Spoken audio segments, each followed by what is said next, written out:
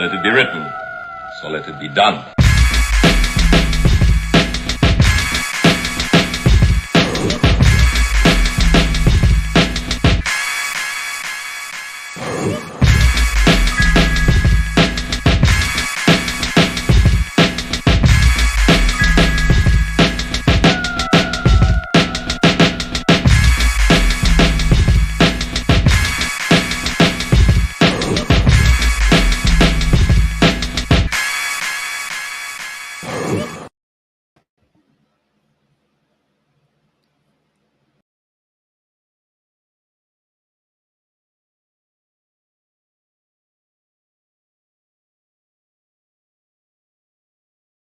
Welcome back to Heritage Hip Hop and the Heritage Hip Hop Podcast. This is Karev, and I'd like to thank you for joining us tonight. Most importantly, I want you to hit the like button because we want to hit that algorithm. The algorithm is very important. We want everybody to hit that like button tonight. All right, like, share, join us in the conversation, please, because tonight I have somebody very special. He's been on Heritage Hip Hop twice before, right? And the conversations we had have been about family, legacy, journey, and we're going to continue that today with this special artist that I have. Not only has he grown remarkably in doing his music, he's made his family his benchmark on not only checking the temperature of his own greatness, but how to give a message to the people that support and love him. And the most important thing about the journey that he's on is that it has not stopped. So, ladies and gentlemen, I want to bring to you Mr. Byron Davis Jr. I like my brother right there. I like that. That's a hell of an introduction, man. Hey man, you deserved it. That makes me feel good, man. I appreciate that, man. For real. No doubt. Hey man. We together have walked this journey twice already. So I guess we both see the growth in each other as we continue on these conversations. You know what I'm saying? Absolutely. So for those who are late to the party or who have not met you yet, please reintroduce yourself to everybody and let them know who you are. I'm Byron Davis Jr. Just a hip hop artist, man. Small town, grown and raised. That's pretty much it, man. I've been down in Texas now, Dallas area for about 5 years now. I've been married 3 years to my wife. I got 3 kids, and I'm just a hip hop artist, man. I'm just a grinder, man. That's all. I like what you said. So define art and what makes you a hip hop artist. I just live it. I'm open to everything. I take in everything that I take in life, and I'm always kind of documenting things in my head and taking things in and always incorporating it into it's always back to the music always back to the music at the end of the day. No matter if I'm trying to do it or if I'm just doing it for the hell of it, not if I'm not, you know what I mean? If I'm trying to do it or even if I'm not trying to do it, it's just part of me. And that's the artist part for me. I feel like anybody that's deep into their art, they understand that they're just always doing it because they love it so much. And that's pretty much what I mean. You know what I mean? Yeah, because art is very subjective.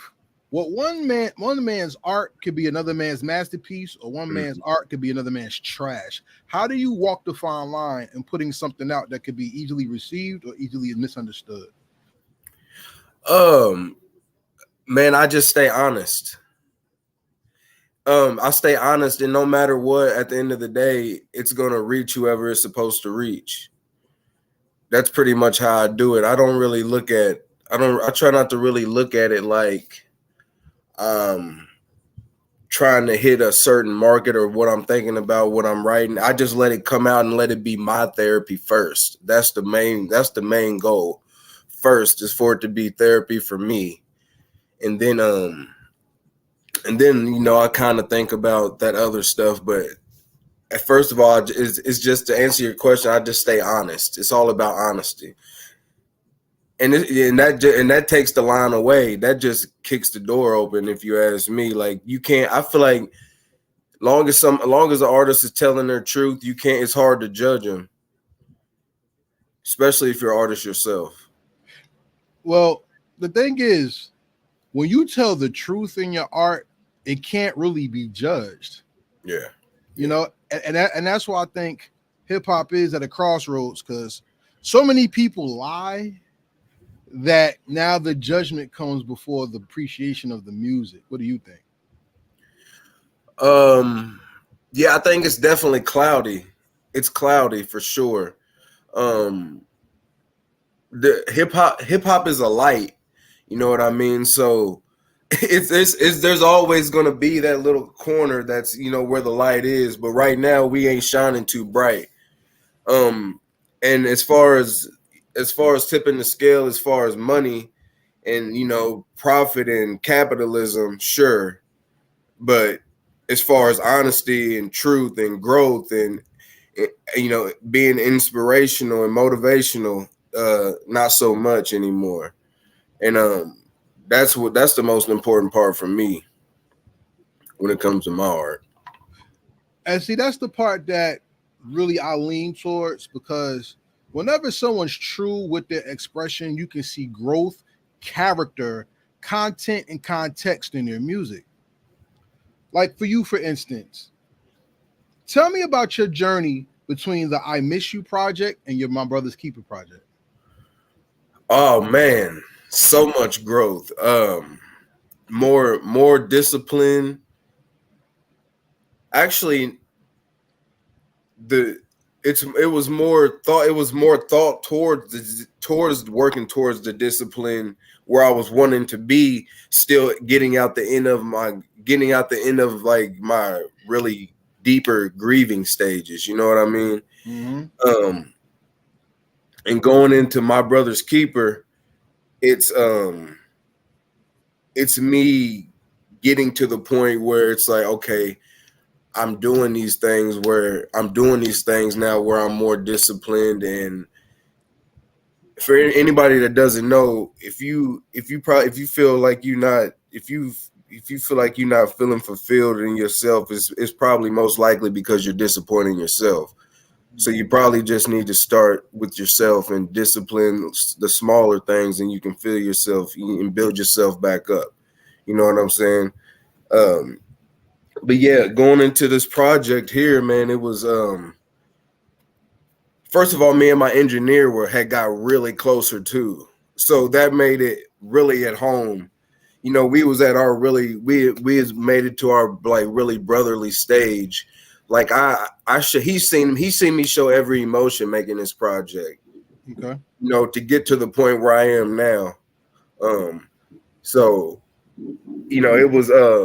it was just me going. It was me going into this, like I said, mainly the discipline, the the drinking cut out besides, celebratory times.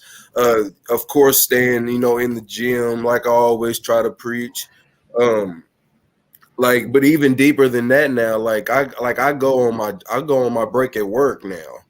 Mostly, just even more dedication, like finding ways within this regular life we have to live to dig deeper and still walk towards my goals to achieve what I need to get done. And that was like, and this was, that was the same thing with making this music. I had to get up early and go to the studio. There wasn't no partying and like late nights in there and all that shit like that. This was scheduled therapy sessions. You know what I'm saying? Me going in there to spend time and show and spread my emotion. And like I said, my engineer, we got really close in that time. He got to see me show every single emotion through this project. Yeah, that's dope. Cause I know this, man. Therapy comes in many different ways. Shout out Nate, A1 Studios too, by the way. I salute. Therapy for some people comes through exercise. Some people it comes through crying. Some people it comes through music and expression. And some people it comes in silence. But silence can be just as deafening and deadly as a secret. I do all those things. And you know what the thing is?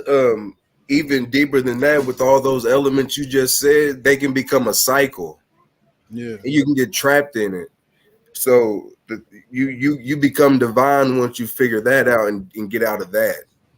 And that's basically that's where this project is. Because like I said, I do all those things. And but now I don't know if I talked. No, yeah, I started going to therapy since the last time we talked too. I had some therapy sessions and shit like that. Mm-hmm. And man, they were great, and they helped me a lot. And it's crazy what just really talking to somebody would do. You know what I mean? Like, Mm-hmm. like it, 6 to 8 weeks. You know what I mean? Just to it helped me really gather some tools and shit like that. But yeah, man. But yeah. Ladies and gentlemen, we're talking to Byron Davis Jr. of BDJ Entertainment. He has a new album out right now for My Brother's Keeper. And we're going to go into some of the high points of the person before we get to the project. I want to ask you, what does this project mean to you when it comes to your legacy and remembering your brother? This is the last album of a trio The Prepare for Greatness, the I Miss You, and this is the end of a trio. It's the end of it's the end of me being in that mindset. Mm-hmm. The goal for the next music is to come back and be, have a little more balance and be a little more happier. Okay. And really just show how I really feel, because going through this and coming back, you have to kind of put yourself in and out of feelings, and it kind of sucks at times. Mm-hmm. You know what I mean? Because you got to go back and you know what I mean. You know what I mean. And any artist knows what I mean. So it's gonna feel good to get to a point where I can make some fun stuff. And I mean, there's fun stuff on there, but it always had to come back to being something serious. And I just want to continue. I want it to be at a point to where I'm continuing to have fun. We don't have to go back to this no more. Yeah, I hear you. I'm going through that similar thing. My father passed away in June. Oh man, sorry to hear that, man. I appreciate it. And the one thing I hate is people always tell you it'll be okay in time. They don't allow you. They don't say it's okay to grieve. They tell you it's okay to heal and move on. Yeah. And the grieving process is one of the most important processes in your life.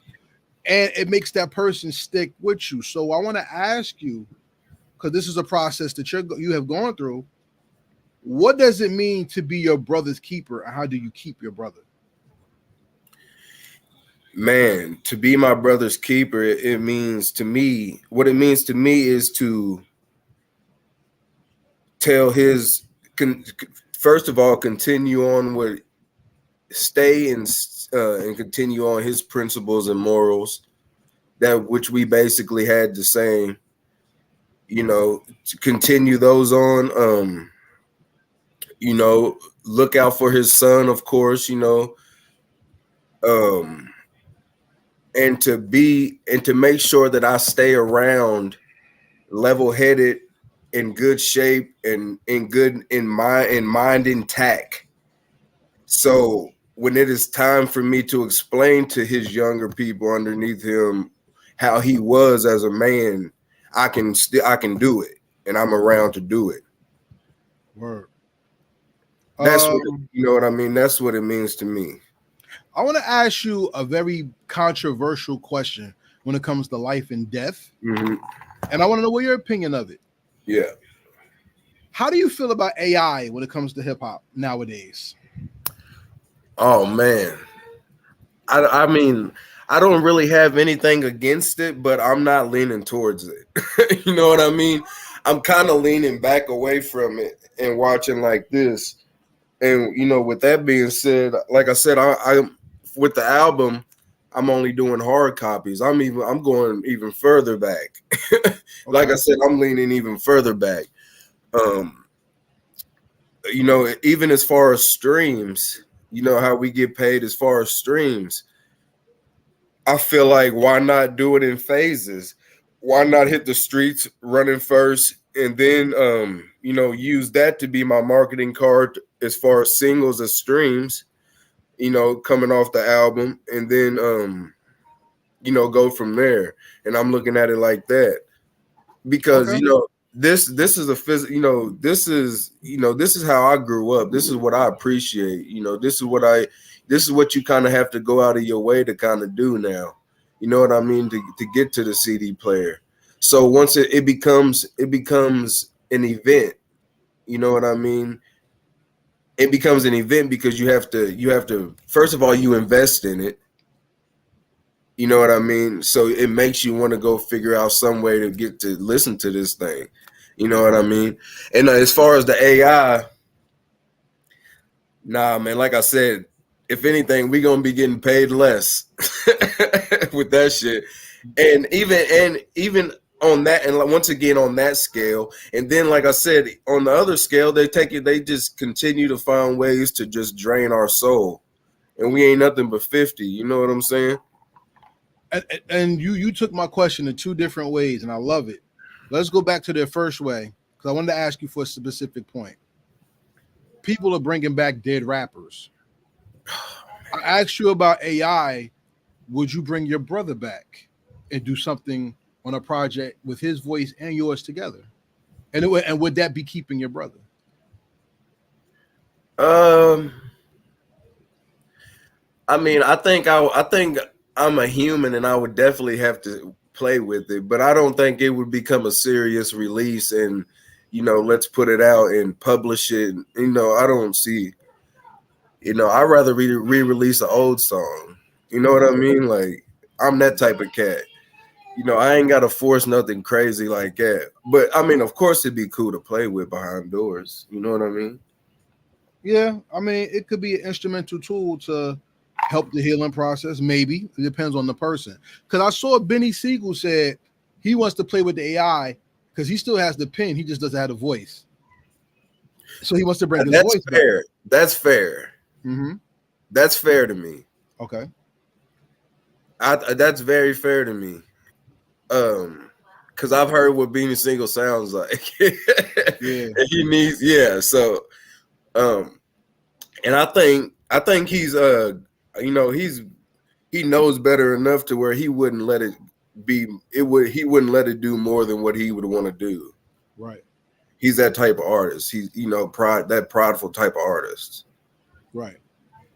And also you talked about going back because of the residuals. We can't own our AI voices because there's no copyright on audio content. But there is copyright on content that you can touch. You said you wanted to release this album in phases. What was the goal for you to keep it physical release first, then to take it digital next? Well, it's funny because it's before all that strike stuff. Like I already had that mindset. You know what I mean? Like I just want to stay away from that and get back to this. Okay. And like I was saying, like why? Like I just set a goal. I want to sell a certain amount.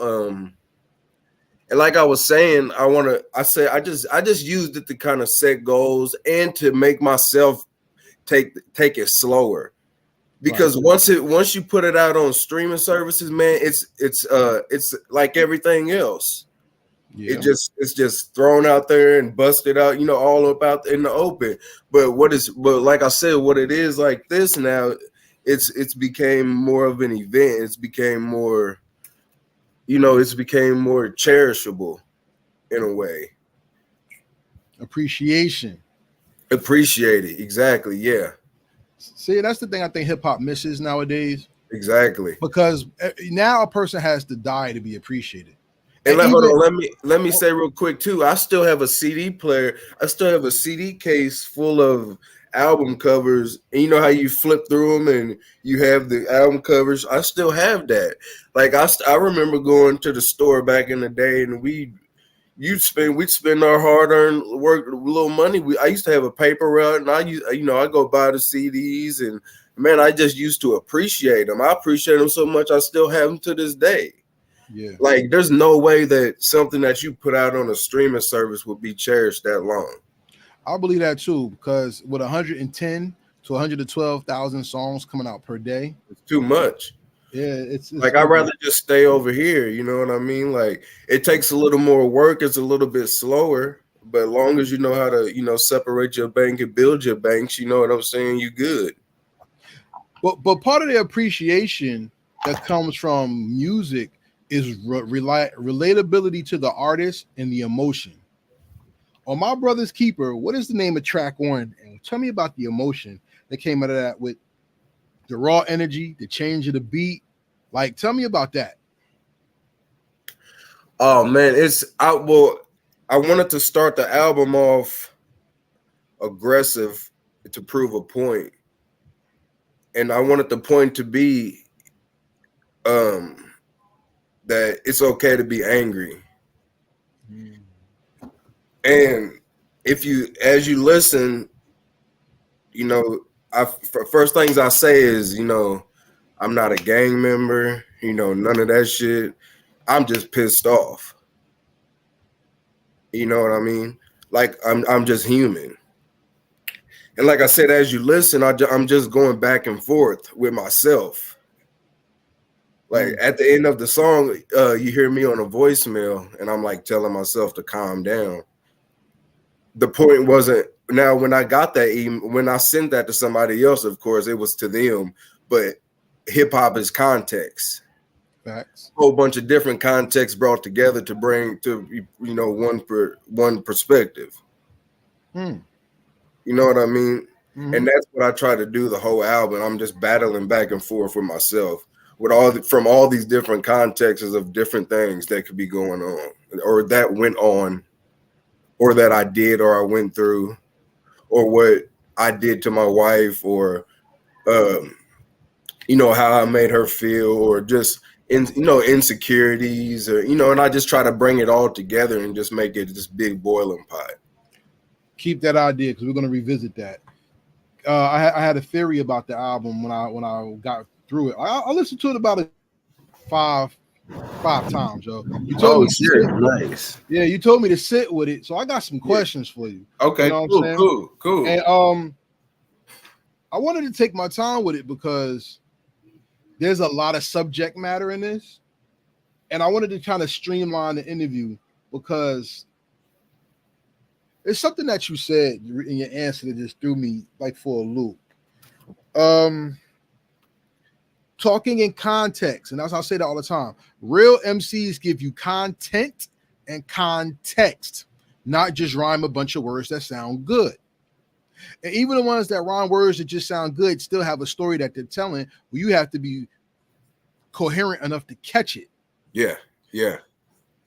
That first, what was the name of the song? Because you never told me the name. I Bang Harder. That song, I Bang Harder, right? That song showed me that in context to how you were starting the album, your brother's keeper was yourself. And that was like where I really picked up on a lot of the messaging in the album. Yeah, absolutely. In context to self, I listened to the second track and I came up with a note that said, experience is our best teacher. I want you to build on that because you talked about experiences in that song.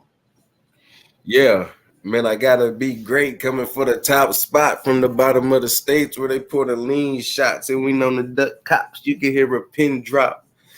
Yeah, man, just trying to be and like I said, shout out my engineer, man. Like that was one of the last songs I recorded, man, and I was having I wasn't having a productive month, when I went into the studio to make that.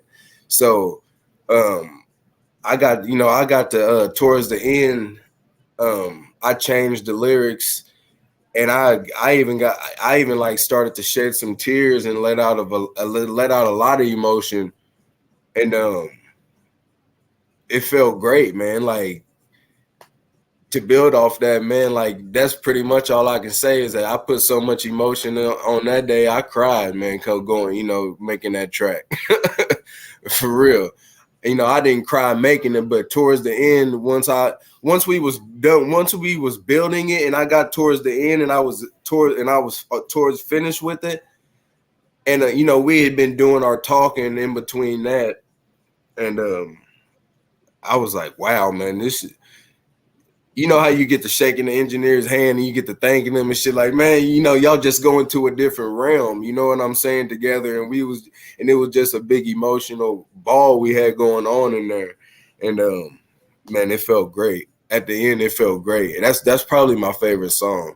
And like I said, to go from I Bang Harder to You Feel Like You Feel, it's it's the balance.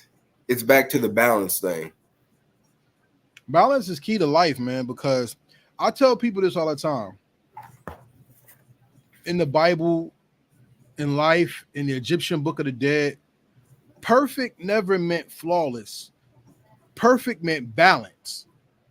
And when you have balance, you're able to operate in life effectively. Yeah. And in perspective. A lot of people say you can't be perfect. That's a lie. It doesn't mean you can't be flawless. It means you could be fair. You could be just. You could be honest. What is the most meaningful conversation you think you can have? Is it your conversation with yourself or a conversation with somebody serving you justice and giving you truth? I think it's having a conversation with somebody that inspires you to go home and think further. Okay.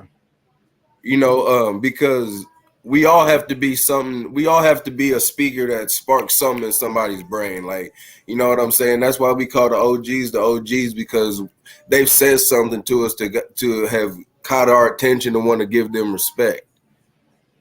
And I ain't gonna be listening to you anyway if I ain't got no respect for you in the first place.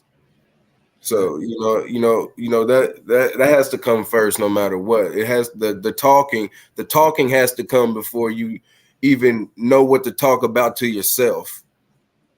Okay, save that because we're gonna come back to that as well. Like I said, you setting this interview up very easily. Shout out to Byron Davis Jr. and everybody checking out Heritage Hip Hop right now. I ask that you hit the like button, comment, throw some questions in the comment, and check out his new album, My Brother's Keeper, which is available right now. We're going to tell you how to get a copy of that before this interview ends. And we're going to go into one of my favorite tracks on this. Sorry, it's not a track, it's a song. We're going to talk about one of my favorite songs on this project, which is called Samurai. Now, all my friends that know me, they know I like swords. So we always remember you was little, used to watch cartoons, they had a ninja on there, and he was like, the ninja's the best character. And as I matured, ninja. Yeah, always, yeah. Snake Eyes, Storm Shadow, G.I. Joe, you already know. You know what I'm saying? But as you mature, you see the difference between what a ninja is and a samurai. Yeah. Ninjas are farmers that are assassins that kill you in the dark. Samurais walk outside with their blades and they stand for justice. Tell me about the song Samurai and why that's a growth track for you, a song for you, and not a new song for you. Man, it's a growth track for me because I wanted to get anything out that I wanted to say, anything I wanted to say. And like I said, the last few bars, the little shots I throw at Kanye, it's not even about no clout or nothing. It's just like a little spar thing, And and to take that deeper, it's like a little tap, like, hey nigga, I didn't really appreciate you saying that. You could have said that better. You know what I'm saying? That's all that is. But it's just growth track as far as me not, first of all, not having any fear in wanting to say that. Not and I mean fear is like, oh, people like it or whatever, not being worried about how people would take it, just knowing what I meant. You know what I mean? And yeah, man, just growth for sure, man. The flow's right on key. It's right on point. I'm right in pocket. I actually flew back to St. Louis for a night from I flew from Texas to St. Louis and got back with my old engineer, and my boy Mojo came up and we met, and we shot the video and did everything all in the same day. We went to sleep that night. We woke up. I had about 5 cups of coffee. Did a 10-hour session. I did about 3 songs, including that one. Shot the Samurai video. Just made it a day and had a great time. And that's also why it's so on point, because I was just so comfortable, in that realm of just, having so much fun. Yeah. You said that earlier, that you want to come out of the sadness and be more energetic and have more fun. Yeah. You can feel that through the project, because energy is so important to you in this project. And you talk about energy and what you put out. What does the world give to you that you see that you have to put out better energy when it comes to creating your projects? The world gives me depression. Mm-hmm. The world gives me sadness. When you go out, when you look out further, it's sometimes looking out and dealing with what's outside your house can just put you in a mind state where it's hard to come and take care of what you have to take care inside of your home. So, you know what I mean? So the point, I just, the energy thing is just me figuring out that I need to show these people what I need to lead by example. It puts, like I said, the world gives me sadness, and what I do is try to it makes me want to just show a better me. And then you show people where you are or what you want to be, and then behind the scenes is where you're really doing the work to be that superhero that you are. This image that that you're putting out, or what people will perceive you as a hip hop artist. You know what I'm saying? And that's the thing, though, because hip hop has been our answer to what goes on outside of us by trying to make sense of what's within us. Exactly. Bro, I just saw a story about did you see how all the major hotel chains have got sued for child sex trafficking? That's depressing. Yes.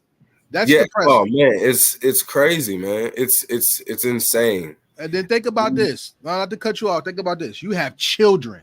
Yeah. We're giving them another world that's more evil than what we know, and we got to prepare them for an evil that they're not even ready for yet. Not even prepared at all for. How does that affect you?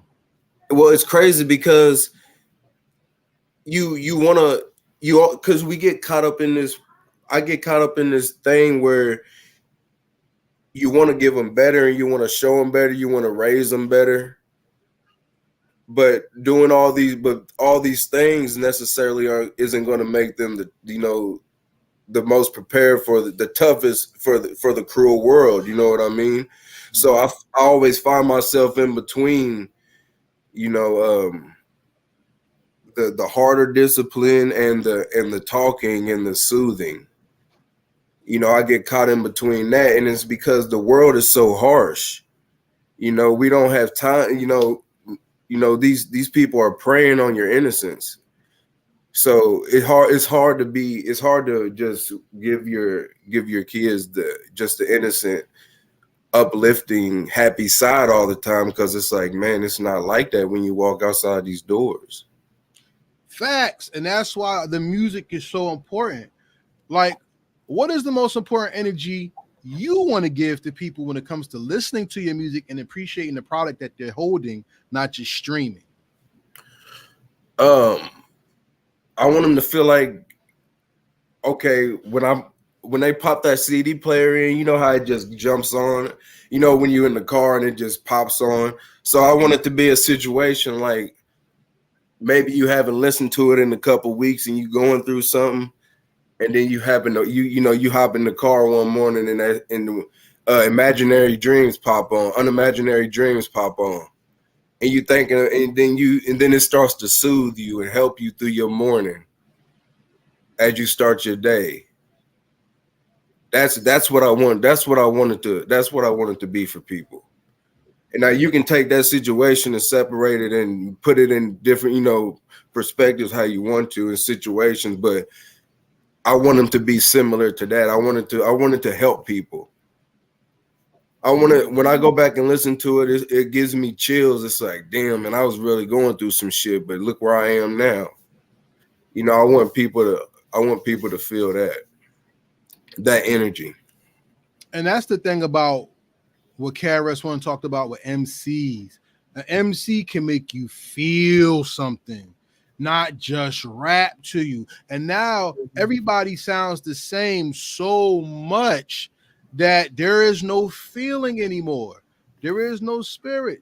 Talk about it. The gospel of hip hop. Yeah, that's interesting. Oh man, that's interesting. Woo! I fucking love that book, man. That's an interesting book. Shout out to KRS-One class. Yeah, I've yet to build with him, and everybody's keeping him from me, and that's very interesting. He's a very interesting cat, man. Yeah, I mean, he's smart. He's very smart and very intelligent. I can't wait to really get to spar and build with him. And when I say spar, I don't mean that disrespectfully. I mean, no, yeah, absolutely. Yeah, because but people take stuff out of context. But when you can sharpen your mind with another learned person's mind, makes you a better person. And what it's all about. Yeah.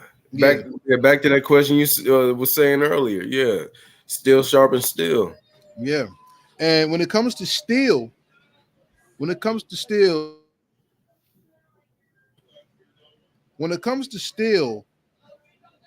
the most important parts about energy is the learning point of the lesson. And one thing I liked was the OG talk at the end of the project. Ooh, my boy J Fowl. What up, boy? All right. Are OGs going to come back in the culture, you think? I think I can't see him going anywhere anytime soon. All of my favorites, I don't see him going anywhere anytime soon. I'm not going anywhere anytime soon.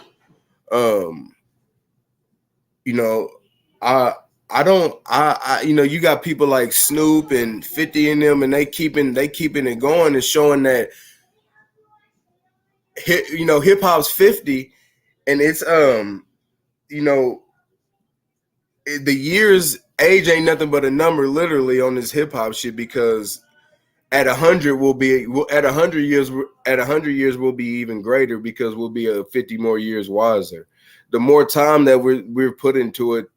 And like I said, these OGs ain't going nowhere, because we're starting to see that it's not about age anymore. It's about getting the mission accomplished.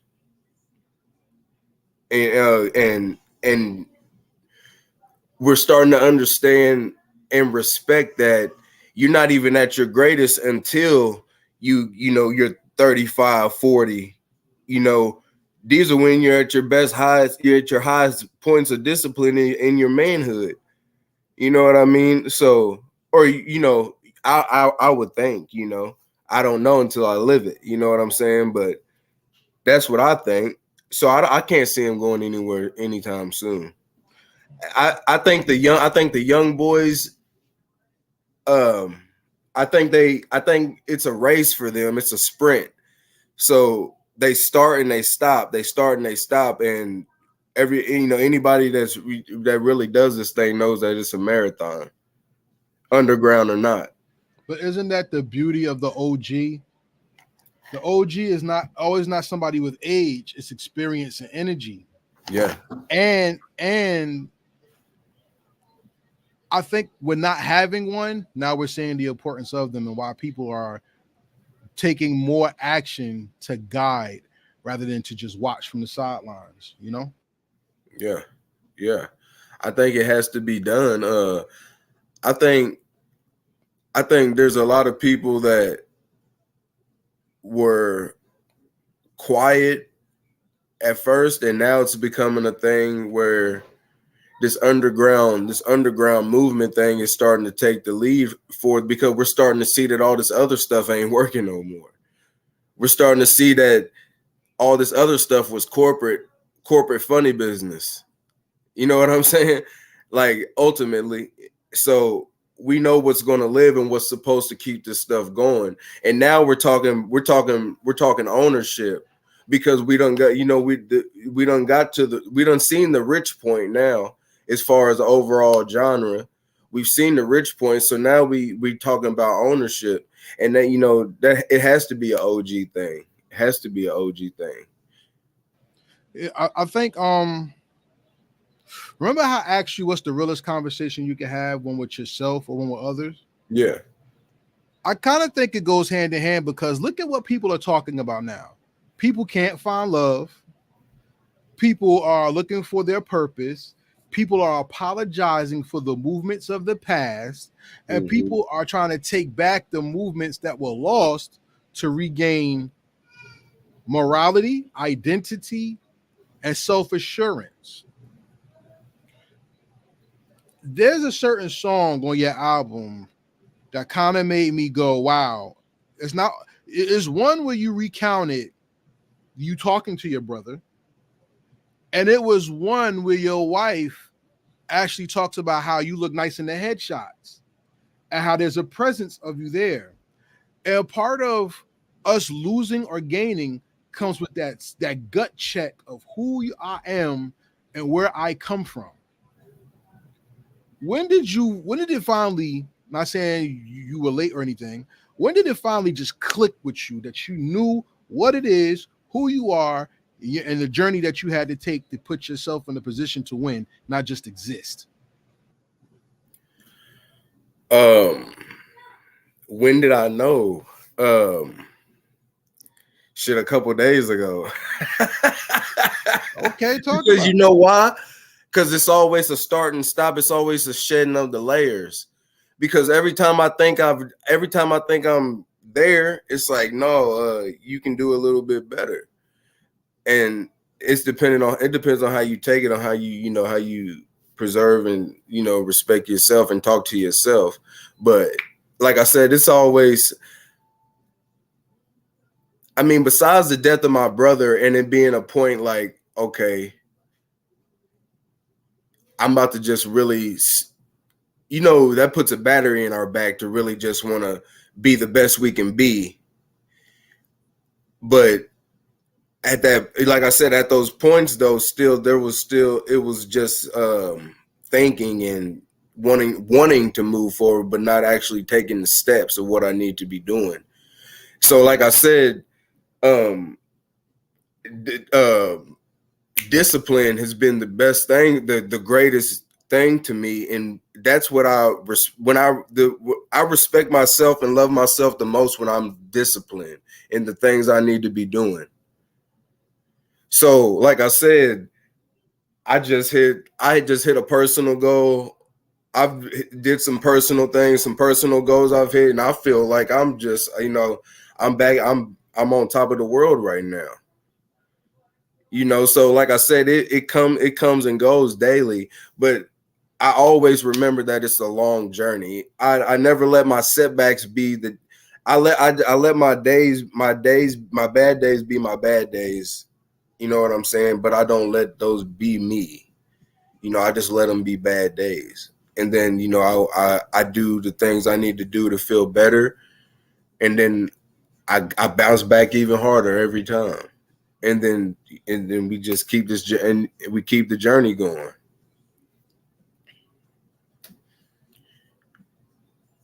That's what I'm talking about. Salute. So I think the final question I'm going to ask you before we have a little bit of fun, because you know how we do this. Mm-hmm. The last question I'm going to ask you is, what does this album do for your children as they get older and listen to it? It leaves those breadcrumbs. Mm-hmm. It showed, I put them, it's a timestamp. It's something for them to listen to when they're 10 years old and they go back and hear that when they were 3 and babies, and you know what I mean? It's gonna be like, wow, dad's really loves doing this. He, you know, it's gonna be, it's that energy still gonna remain. You know, and that's what that's what it means. When my nephew gets old enough to understand this and respect this, I'm sure he gets to listen to her whatever, hears it, you know, sees the videos and stuff like that. But like I said, this one just has everybody that's listened to it and is pursed and put money into it and invested time into it and feeling and thought, they've told me that it's an excellent job, you know, overall. And it's nothing typical. It's nothing of the stereotype of the usual when it comes to the hip hop. So it makes me feel on top of the world, because it's like, okay, yeah, let's go. You know what I mean? Let's hit the ground running in. Let's go. Remember I told you that? Yeah. I told you, you're not a rapper. You're going to be an artist. Yeah. And look where we at today. Man, that first interview, man, I was so green, man. That I was just getting into the business side of stuff, and I hadn't even hardly ever even did any interviews then. I'm pretty deep catalog now. So yeah, man. And you was one of my favorite from the beginning, man. And like I said, I subscribed and I stayed and watched your growth, man. And salute, big dog, for sure. I always want to come back and have a convo with you. That's what's up. So you just let everybody know. Heritage Hip Hop is the place you could come to for not only great interviews, but we invest in the artist, not your playlist. Because we give a damn about your story, not just what hot song that you got. Of course, Absolutely. It always comes down to the music, but if people can't relate to you, then why would they listen to you? Yeah. Right? Yeah, absolutely. So, I mean, as a veteran of this platform, you know we have rapid fire questions. Before we get there, give everybody your social media and let them know how they can purchase the project, My Brother's Keeper. Yeah. Okay, I need everybody to go. My IG is Byron Davis Jr. BYRONDAVISJR. All lowercase. Everybody go add me on Instagram, and what you're gonna do is find the link to be able to order this hard copy. It's all over my social medias. You'll be able to find it, but it's gonna be a link, and you're just gonna basically put an order in, and I'm gonna ship it to you in the mail. It's $15, but that takes care of shipping. And it's 12 if we happen to go hand in hand. So y'all get with me. And like I said, all my social medias, Facebook and Instagram is what I'm most active on, are all Byron Davis Jr. Oh, well, Snapchat too. Whoever's on that. YouTube as well. Y'all get at me on YouTube. The link's everywhere. So y'all tap in with me. I'm only doing hard copies for now. I'm standing on something. I'm trying to get a certain little penny up out the streets before I let these people knock all the coins out of, you know what I'm saying? Knock all the coins out my sonic speed. You know what I'm saying? Yeah. try to, reduce before they reduce my project to less than pennies. You know what I'm saying? I'm gonna put it out there and make it what it's worth first and give it its true value. Facts. That's what it's all about. How's it moving? Moving well? It's moving well. It's moving well. That's good. I'm definitely my pocket's definitely a little bit fatter than what I would have seen on stream. So thank God for that. Yeah, absolutely. So everybody who knows, we do the rapid fire questions at the end of the conversation. The rapid fire questions are not yes, no questions. They show the depth of character that you have as a person, as an artist, and your knowledge when it comes to the culture of hip hop that you're in. So today I only have 3 questions for you. And the first question: what makes you a part of this culture, and why do you continue to be a part of it? What makes me a part of this culture, and what you said? What's the second part of it? What makes you a part of this culture, and why do you continue to be a part of it? Well, like I said, it's just back to the honesty. I don't know how to make the art without the honesty. And hip hop is originated from honesty, from what was going on, what people were going through. And I'm always going back to that. So that always will keep me supreme in hip hop. Always keep me God in hip hop. Okay. I'll mess with that. I'll mess with the answer because you earlier said you're not going nowhere and that you're going to become an OG. Absolutely. And the funny thing about it is, this is not a question. This is a thinking point, everybody. All our great leaders, they killed before a certain age. So imagine if they got to that full OG age. And I'm going to just leave it like that. Yeah. Is hip hop fulfilling to you? Why or why not? What I can contribute to hip hop is fulfilling to me. Mm-hmm. Not what I get, not what I receive from it necessarily, but what I'm able to put into it and what I've seen it do for people. Yeah. And what it's done for me. Yeah, I definitely feel some fulfillment. Most definitely. Right now, we're at a point where people are now seeing what hip hop is and is not, because there's always been a rap versus hip hop question. And now I think those questions are put to rest. I just saw the new Teenage Mutant Ninja Turtles movie today, right? And it was amazing to hear Can I Kick It and Annie Up on a cartoon that came out in the 80s being redone. You see what I'm saying? Or think about this. I don't know if you saw the Transformers movie where Hypnotize is in the movie. You know what I'm saying? Mm-hmm. We've seen hip hop grow from the street corner to the television and worldwide stage, and it's only 50 years old, and now people are starting to gut check the 50-year-old entity to see if it's going in the right place. Anything you want to say about that? Man, shit. All I know is, like I said earlier, no matter what they try to do, our mindset is changing regardless. We're starting to figure out what we need to stand on. It's starting to not be as much about the coin and more about, like I said, ownership and people wanting to have control of what they have going on. Back to my project again. And the way I'm releasing it, it's about control. It's about being stubborn. It's about taking my time. It's about making sure it keeps its value. And as artists, we're starting to, and I'm not even saying get back to that because we was never there at that point. We've always been getting robbed. Like I said, they've always found ways to make us less of value.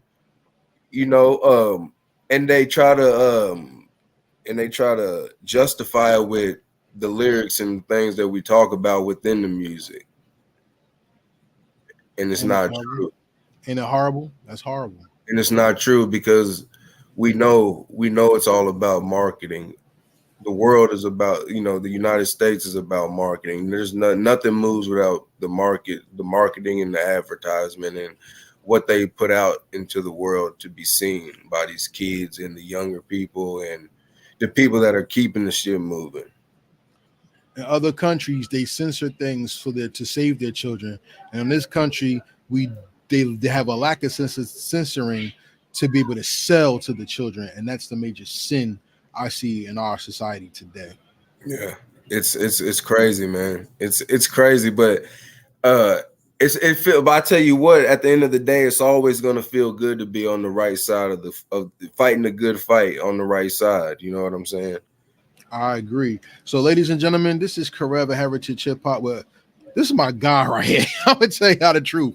From the first time we interviewed, me and him again stayed in contact, and every project, that growth has been official, and we had those real man talks. Yeah, So to be honest with y'all, this is a pleasure to bring this to you. Make sure before we get out of here, you subscribe to Heritage Hip Hop on YouTube. Subscribe to heritagehiphop.com. Follow Heritage Hip Hop on all social media, and this will be available on all streaming platforms. So no matter where you stream or play your music, Heritage Hip Hop is there. And be sure you get in contact with him on the social media to buy the new album, My Brother's Keeper. We've come to the final question of the interview. And I'd like to thank you once again for coming on our platform. And this is the question. What will hip hop be to you, in your honest opinion, in the next 50 years? Oh man, what it'll be to me in 50 more? It'll literally probably be the thing that is keeping me alive. For real.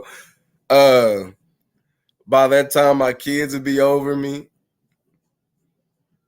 That responsibility will be gone. That purpose, that feeling of fulfillment. Man, I'm telling you, in 50 years, knowing that I'm still able to go and listen to my favorite Tupac song in 50 years sounds amazing. It sounds amazing right now. Knowing I'll be able to go back and listen to myself in 50 years feels amazing. You know what I mean? So, yeah. It is everybody's goal to live forever in some type of Yeah. way. Yeah. In some way. So, you know what I mean? Like, it's going to be interesting. Man, forget music, man. What about the world in the next 20 years? We might not even, we don't know what we got headed in the next 20 years, man. It's going to be wild, man. It's going to be interesting. Hopefully the world's not crazy. Hopefully the world's not so crazy to where I can still be able to go into my room, shut the door, and listen to my music in peace. Well, only time will tell. I pray to God, I hope that there's still at least that much peace to where I can do that. I hope I don't have to be doing the movie stuff. You know what I mean? I don't want to be doing the movie stuff. But we don't know where we're headed. I get it. Because the thing is, the older something gets, the weaker it gets. And Very true. And that scares me because hip hop is only 50 years old. That's not an old person. Well, see, but that's what I was thinking. That's what I was saying earlier, though. I was saying hip hop is a weird case of that saying age ain't nothing but a number.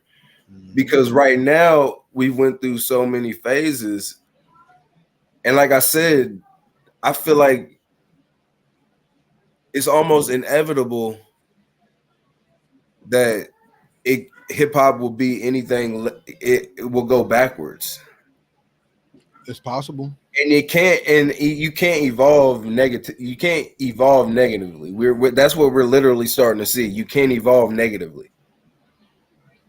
That's what we're literally starting to see right now. That's interesting, right? You know what I mean? So I think, like I said, hopefully, things start to really take this charge, and we really start rebuilding this thing like it should be, building this thing like it should be built, taking the control and the ownership once again. And then that'll keep us being able to keep the good word on a mainstream level. And we can still have this other stuff where it's supposed to be, but let's put this where it's supposed to be. This is all over the radio. You know what I'm saying? This is all over the TikToks. Oh, you know, all the good words, and we keep all this stuff in. We keep all this lower vibrational stuff in the clubs. You know, where or wherever, wherever But eventually, let's find this really get to this balance. The real balance, not the illusionized balance, the real balance. I see. I feel like that's inevitable. And back to what we said, balance is perfection. Yeah. So let's keep hip hop perfect by keeping it balanced and giving it to the children as OGs, not as anything to handle and misuse and mishandle any type of way. So, any final words, or you good? Well, no, I was gonna say I seen this thing the other day, man, and it was this dude said. He said, if you feed a kid sugar from the beginning of his life and candy and shit, it's not ever gonna want anything good. So we just got to make sure that we get these salads to these kids. And we make the candy, the privilege. But the main thing is to get these kids these salads, you know what I'm saying? Let's not overdo them with the bullshit. You know what I mean? That's all I want to leave it at. I ain't saying let's take it away, because like I said, we need the balance. And people need to be able to tell their stories however they want. I don't have time to really get into that. You know what I mean? But let's be responsible. You know what I mean? Like we see where this thing is headed. We see what they're trying to do to us. You know what I'm saying? We see what they trying to put us out there. Like, man, let's make it happen. I'm just trying to play my part. I'll be taking care of my family and trying to set a good example in the meantime. So everybody take your life serious and play your part. Because at the end of the day, you are influencing others that watch you, not just the people that's next to you. Absolutely. With that being said, this is Karev at Heritage Hip Hop. Go this way with my man right here, Byron Davis Jr. Rest in peace, Lil Murder. Shout out to my man. Absolutely. And one love to the families. With that being said, peace. You know what the rest is. We out.